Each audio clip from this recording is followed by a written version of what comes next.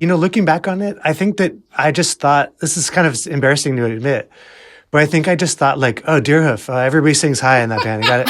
Like, I felt like I was trying to sing like you, Satomi. I remember immediately after Runners Four, Yeah. or like after, so I did this Curtains album Calamity right after, and that still was a little bit like that. But I remember like after that being like, oh man, I gotta like get over This this is high thing. singing up high thing. It's not my range. I mean, I think I'm a baritone. Really, like that is totally not my range. So when I hear it back now, I'm just like, oh my God, it's way too high. So I was not trying to sound like Brian Wilson. I could barely do that. And Oh, it man, I sounded wish we had good. changed the key of I that song. liked But it. Sounds great, though. this one, I remember like the lyric was originally not pirates on an Odyssey. I forget what it was, what the original lyric was. Really? That wasn't the line? No, it was you. It was. I remember it was Greg. You being like, "No, it's got to be about pirates. You're a pirate. You got to see." And it was just like, okay, and I just did it. But I remember afterwards, kind of wishing I had it. I wish I could remember what it was before. So cruel. But I remember that this was just a thing in the air of like everything kind of having to like come back to this concept, and at times it felt kind of like a good idea, and at times it felt like a bad idea. But anyway, Odyssey. Yeah, but the lyrics must not have been completed because the subsequent lyrics in the song are definitely about pirates. Well, no, that's the thing. I think they were. I think it is about the sea and Odyssey and stuff like that. Right. But I think that's probably why you said the pirate. I think it seemed natural. It probably seemed natural to switch that. But I think it was actually. I think I did have the lyrics. It was just sailors or something. Yeah, I forget what it was. I was really into I was reading like Moby Dick and stuff, and I was really into Yeah. I nautical remember things. that. We all were. Yeah. But anyway, it started as an acoustic guitar song, and I think we ended up kind of using basically the acoustic guitar demo and just built it out from that. I think you replayed it, but we were so maybe I did it taken better. with the demo. We were just like, dude, Yeah. this is so perfect and so beautiful and so heartbreaking that like, let's just not screw this up. Yeah, I remember you playing me, I think it was after rehearsal one day or something, just going up to your apartment. Exactly. You playing And I remember being so jealous the next morning. being like, this is the most beautiful thing.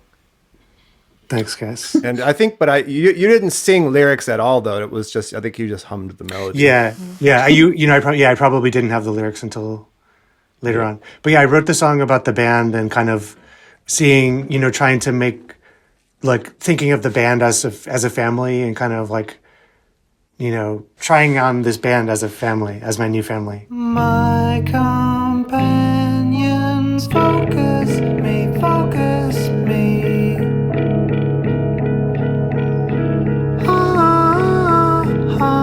On the bright, real sun.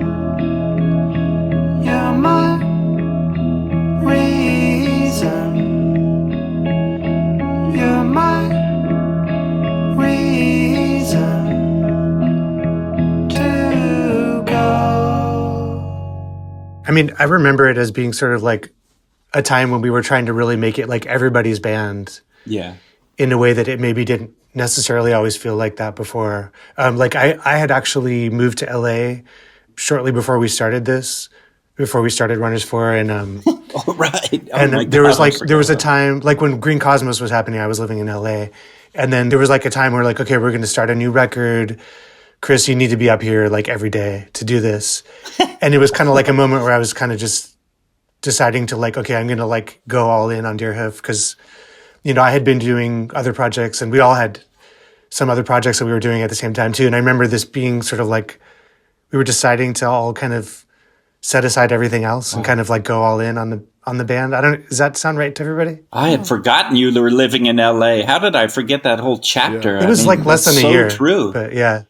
Yeah, but I mean, we demanded you to move back? Yeah. What kind of people are we? It's like a pure cruelty. I think it was just kind of like, this is what we're going to do. And I think you probably would have let me find some way to participate if I hadn't moved, but I knew that it wouldn't have been like what we were talking about. So, well, certainly not. Yeah.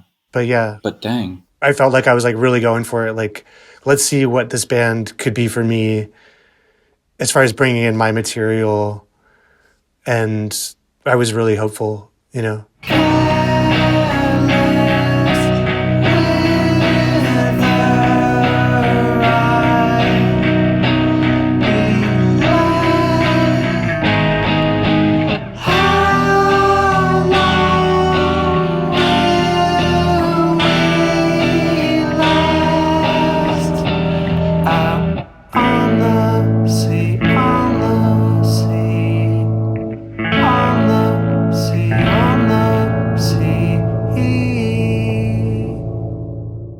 Well, especially with the story about you being requested to move back for the sake of the band is like pretty intense, you know, Well, and so the stakes are high. Yeah, it was very, I mean, I don't know if you all felt this way at the time, but I mean, I felt like it was just a very intense situation. It just seemed like, you know, there was so much on the line, just personally, like in our interpersonal relationships. And I just think I felt so much pressure. I mean, actually, like I remember thinking, you know, like if we don't start making money at this, we're going to have to stop or something. Yeah. Did you That's all every record. Did you all feel that way? I don't know. Of course. There was so much I feel pressure. that way every dang time. Yeah, what are you talking about? I mean, how much more pressure can there be? It's like, this has to be successful. It was so insane. I mean, none more pressure. Yeah. Well, I think John and Chris paid more rent than me and Greg. You know, I mean, our place was so cheap under rent control. You know, so really, yeah. So we weren't worried about the paying rent. But well, that was the first. I remember I was paying $600, and that was the first time I had ever lived alone, and it did feel like a lot. Wow. I guess. But I mean, like thinking about it now, I mean, yeah, it's a joke. I know. But yeah. There was a lot of pressure on us. And I think also, you know, maybe, I mean, correct me if I'm wrong, but I remember thinking sort of like with Kill Rock Stars that it was sort of like, oh, we got to get them to take us seriously. And, you know, like, just kind of begging for attention in a way. Yeah. I remember it was our first very strained sort of communication with them. The first time that communication with Kill Rock Stars became strained and became stressful. And that feelings started to get hurt, you know, and well, I don't think they ever really saw us as a viable commercial band. I mean, I know that they supported us, but I don't think you know, they had bands that were making them money, and that like we were never thought of in that way.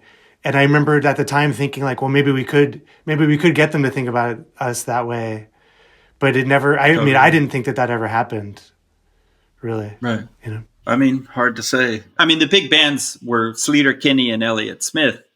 And, I mean, I remember so many times making concerted efforts to sound like Sleater Kinney or sound like Elliott Smith. As if that would work. And it would just always miss the target by an absolute mile, you know what I mean? But it's like, you're so right, Chris. I had forgotten about that dynamic. And I thought our music was going to be... I still think, you know, like that it was timeless. I was like, we're trying to be timeless here. Yeah. And like make something really, I wanted to make something like really classic. That was the pressure. To like, I know, but that's a different mindset from I'm trying to make something that's going to sell a lot on the day it comes out. Right. I was just being naive. I guess I was just thinking, oh, you make something good and you're going to strike it rich. I mean, that to me is every bit as stressful. I mean, it's like, you know, it's like if you're actually taking it seriously, it's actually because if you're being that critical, and our goal was to be that critical, not only of ourselves, but of each other. And to sort of voice all the stuff that, you know, we weren't trying to be mean to each other, but we were trying to be honest, you know, and like really clear about how we heard stuff. And I don't know, just.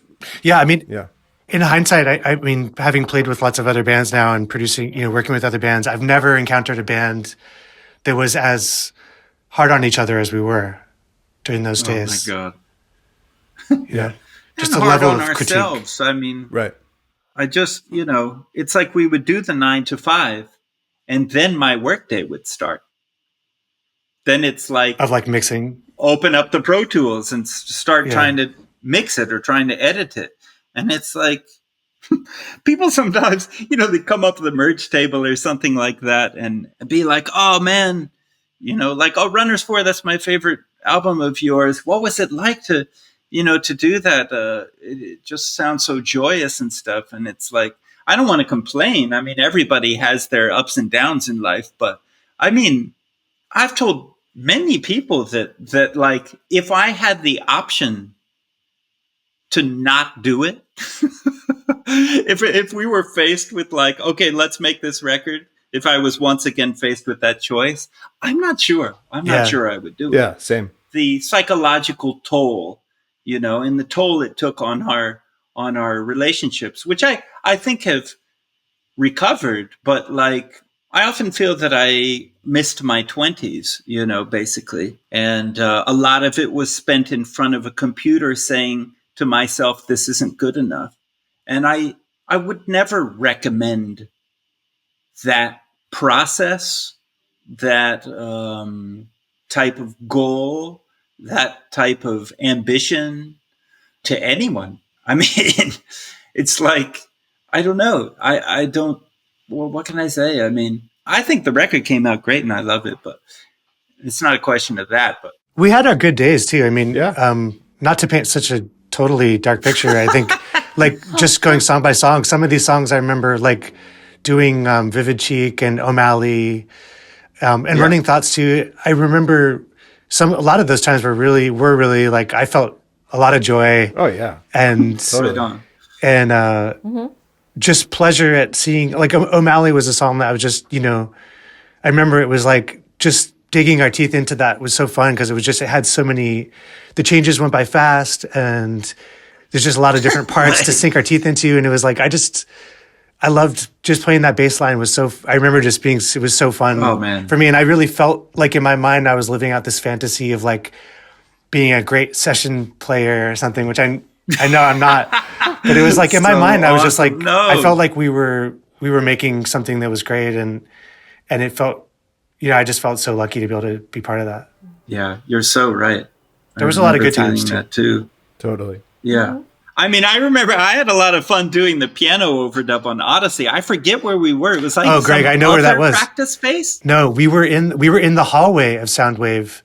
Not the hallway, but where you walked to the entrance. Right. There was like a little foyer where there was like this shitty old piano.